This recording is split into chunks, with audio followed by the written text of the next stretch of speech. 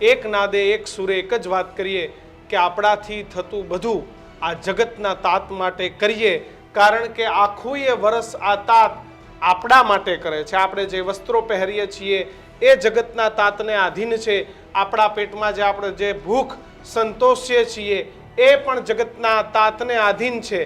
આપણે આપણા વાળમાં જે તેલ નાખીએ છીએ, જે મોંઘા આપણે ક્રીમ વાપરીએ છીએ, જે અત્તર લગાવીએ છીએ, આપણે જે આપણા સરસ મજાના ફર્નિચરવાળા ઘરોમાં રહીએ છીએ, તમે યાદ રાખજો આ બધી જ વસ્તુ એ ખેડૂતને આધીન છે।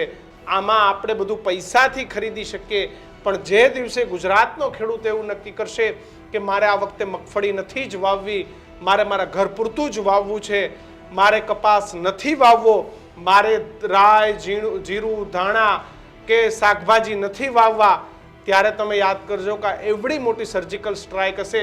કદાચ 5, 10, 15 મિનિટ લાઇટ જતી રહે કે વીજળી ન આવે અથવા તો મોબાઈલના ઇન્ટરનેટ બંધ થઈ જાય તો કદાચ આપણે જીવી જશું, પણ આ પાપી પેટને ખાવા તો જશે જ।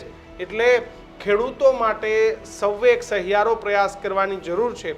પંજાબ એક એવું રાજ્ય છે કે જ્યાં ખેડૂતો પર કોઈ પણ આફત આવે તો શહેરમાં રહેતા લોકો અલગ અલગ પ્રકારની જે સંસ્થાઓ છે એ સંસ્થાઓ આ બધા ડોનેશન શરૂ કરી અને જેટલી મદદ થાય એટલી મદદ ખેડૂતોને કરતા હોઈએ છીએ।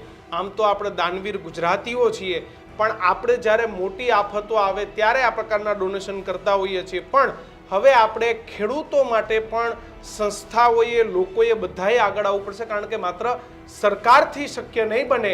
NGO લોકો, શહેરમાં વસતા મોટા માણસો, આ બધા આગળ આવીને અત્યારે આપણે કદાચ મદદ કરીશું તો ખેડૂત